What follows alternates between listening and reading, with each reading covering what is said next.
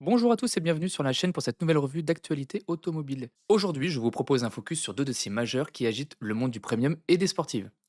En premier sujet, le plus lourd et le plus brûlant du moment, Porsche et le possible enterrement des futurs 718 Boxster et Cayman électriques. Depuis l'article de Bloomberg du 2 février, les rumeurs d'abandon pur et simple du projet électrique s'intensifient, avec le nouveau PDG Michael Letters qui semble prêt à faire machine arrière. On reviendra sur les origines du pari électrique, les couacs techniques, les chutes des ventes en Chine, les milliards gaspillés et les conséquences pour Porsche, pour Audi et pour l'industrie des sportives. Ensuite, en second sujet, le restylage massif de la Mercedes Classe S 2026, présenté fin janvier à Stuttgart. Plus qu'un simple lifting, Mercedes a revu près de la moitié de la voiture pour tenter de redresser une berline dont les ventes ont fondu de moitié en 3 ans. On parlera des moteurs thermiques, hybrides rechargeables avec 100 km d'autonomie électrique, des prix toujours très élevés, de la bataille en Chine face à BYD et les autres, et de la stratégie pragmatique qui mise sur le confort absolu et les aides utiles plutôt que sur l'électrique pure.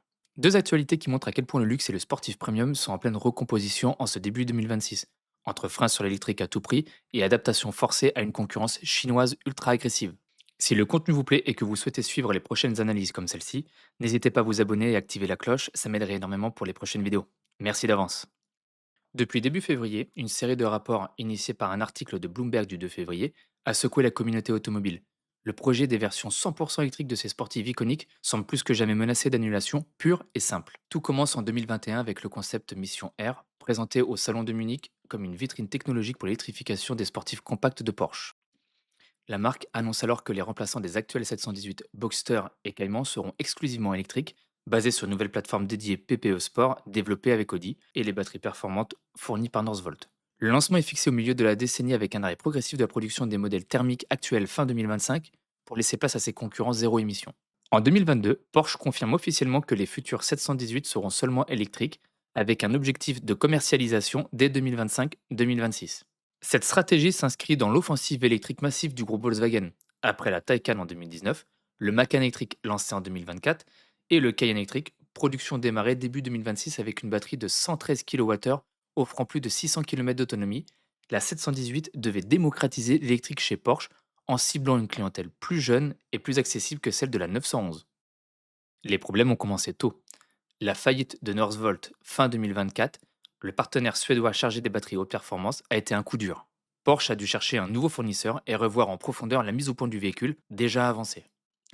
Le lancement glisse à 2027. Parallèlement, les prototypes camouflés de la 718 électrique ont été aperçus sur une route allemande dès 2023, confirmant que le développement a avancé, mais les retards s'accumulent. En septembre 2025, face à une demande de véhicules électriques qui stagne, surtout dans le segment des sportives où les clients restent attachés au moteur thermique, Porsche amorce un premier virage. La gamme 718 deviendra multi-énergie. Des versions thermiques haut de gamme, évolution des GT4 RS, Spider RS ou autres seront ajoutées pour amortir les coûts de développement et répondre à une demande réelle plus forte. La plateforme PPE Sport, initialement conçue seulement pour les électriques, est adaptée en urgence pour accueillir des moteurs à combustion, un exercice technique complexe et coûteux, nécessitant une reconstruction complète du plancher, du compartiment arrière, du réservoir et des systèmes d'échappement. Porsche paie cher son pari électrique. Les ventes chutent en Chine, marché clé et décisif où la concurrence locale premium, BYD, NIO, Xiaomi, est devenue ultra compétitive. Aux États-Unis, les taxes douanières pèsent sur les exportations. Globalement, la demande pour les véhicules électriques patine avec des incitations gouvernementales en baisse dans plusieurs pays. Porsche annonce une correction de trajectoire qui amputera son bénéfice opérationnel de près de 1,8 milliard d'euros en 2025. Les usines tournent au ralenti et la marque doit réduire ses coûts drastiquement. Dans ce contexte, les 718 actuels arrêtés fin 2025 ont représenté plus de 23 000 unités vendues en 2024, soit plus de 15%. Sans successeur immédiat, Porsche risque un trou béant dans son entrée de gamme, perdant une clientèle de conquête jeune ou moins fortunée que les acheteurs de 911. Le 1er janvier 2026, Michael Letters prend les rênes de Porsche, succédant à Olivier Blum, qui reste PDG du groupe Volkswagen.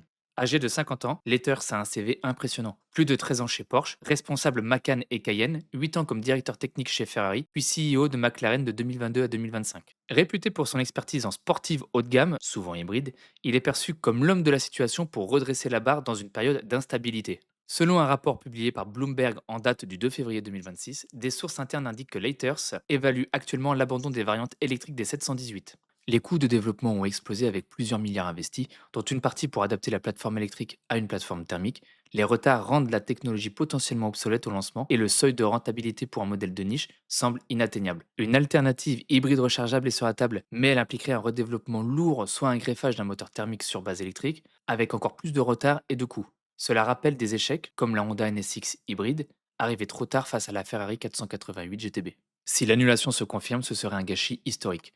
Des milliards investis dans une plateforme électrique, adaptée ensuite en thermique, sans jamais commercialiser la variante électrique. Symboliquement, Porsche, référence absolue en sportive, aurait pu légitimer l'électrique dans ce segment et stimuler le marché. L'incertitude touche aussi un projet cousin.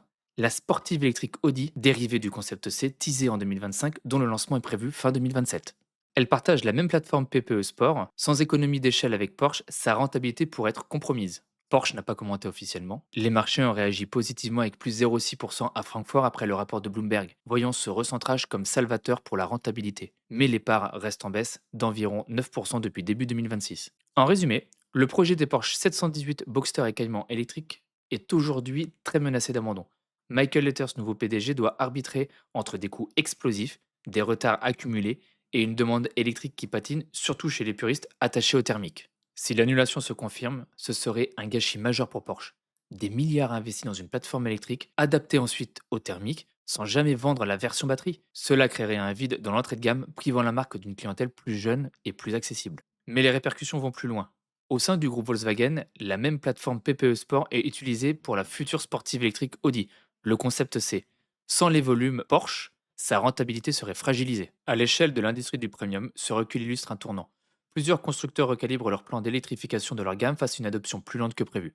Ils privilégient l'hybride ou le thermique pur pour préserver leur marge et leur ADN sportif. Reste à attendre la décision finale de Letters dans les prochains mois. En attendant, les prototypes thermiques avancent et une version hybride rechargeable pourrait devenir un compromis plus réaliste. Pour ce second sujet, nous allons parler du restylage de la Mercedes Classe S restylée en 2026, présentée fin janvier à Stuttgart. C'est clairement la plus grosse mise à jour que ce modèle ait connue depuis longtemps. On parle d'environ 2700 pièces changées ou améliorées, ce qui fait que ça ressemble plus à une demi-nouvelle génération qu'à un simple coup de peinture. Mercedes n'a pas fait ça pour rien. Les ventes de la classe S ont quasiment fondu de moitié en 3 ans, passant de 90 000 unités par an en 2022 à moins de 50 000 en 2025. Il fallait réagir face à la concurrence chinoise qui monte très fort et un marché de luxe qui change très vite. Mercedes a gardé une gamme de moteurs classiques et variés, sans miser sur une version 100% électrique ici, il laisse ça à l'EQS. On retrouve donc des 6 cylindres essence pour les versions les plus raisonnables, autour de 300 à 400 chevaux, et un V8 costaud pour la S580 qui grimpe à 537 chevaux et 750 Nm de couple. Les deux hybrides rechargeables offrent maintenant jusqu'à 100 km d'autonomie en tout électrique, ce qui est très correct pour une grosse berline de ce gabarit. Les diesels 6 cylindres restent au programme pour ceux qui en ont besoin. Tout a été retravaillé pour être plus doux, plus sobre et plus agréable à conduire, et la direction des roues arrière est devenue de série, ce qui change vraiment la vie quand on manœuvre cette limousine. Les prix restent très élevés, souvent au-dessus de 150 000 euros pour les versions longues bien équipées. Mercedes assume ce positionnement premium, mais ça devient compliqué avec les taxes douanières aux États-Unis de 15% et la taxe sur les véhicules de luxe qui baisse en Chine, rendant les importations européennes plus chères. Du coup, ils doivent vraiment convaincre les clients que ça vaut le coup face à des rivaux qui coûtent 30 à 40% moins cher. La Chine est devenue le marché le plus important. Les jeunes acheteurs ne rêvent plus forcément d'une grosse berline allemande pour montrer leur réussite. Ils préfèrent souvent des modèles locaux ultra connectés, bourrés d'aide à la conduite et vendus avec des prix imbattables. Mercedes répond avec un arrière transformé en vrai bureau mobile, siège qui s'incline beaucoup, écran individuel de 13 pouces avec caméra pour faire des visios ou regarder des films, et des aides à la conduite main libre qui marchent très bien là-bas. Et bientôt aux États-Unis, l'Europe suit un peu mais avec du retard. La concurrence ne se limite plus à la BM Série 7 ou l'Audi A8. En Chine, BYD, Zeekr, Huawei et Xiaomi sont devenus des vrais adversaires avec des berlines high-tech et bien moins chères. Mercedes a préféré abandonner le vrai niveau 3 autonome, trop cher et pas assez utilisé, pour un niveau 2++, plus simple et plus utile au quotidien. Pas de pur électrique sur cette classe S, mais un focus renforcé sur l'hybride et le thermique, ce qui correspond mieux à ce que veulent beaucoup de clients dans ce segment. À l'intérieur, l'ambiance est encore plus raffinée. Le nouveau système d'exploitation Mercedes rend tout plus fluide et intelligent. L'écran géant devant le passager permet de regarder des trucs sans gêner le conducteur, et il y a même des ceintures chauffantes qui chauffent directement le corps, un détail malin qui améliore à la fois le confort, la sécurité et l'efficience par temps de froid. En résumé, cette classe S 2026 mise sur ce que Mercedes sait faire de mieux.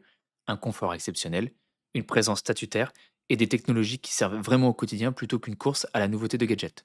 Elle arrive à un moment où le luxe premium est secoué par la Chine et où l'électrique ne s'impose pas partout.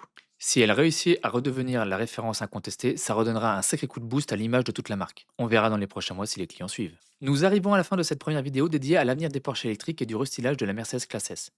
J'espère que cette analyse détaillée vous a apporté des éléments utiles et intéressants sur ces dossiers qui sont en pleine évolution. Si le contenu vous a plu et que vous souhaitez soutenir cette chaîne, un like serait très apprécié. Pour ne manquer aucune mise à jour sur l'actualité automobile, je vous invite à vous abonner et à activer la cloche de notification. Merci d'avoir regardé jusqu'au bout, votre retour et vos soutiens seront précieux pour la suite. A très bientôt pour de nouvelles analyses.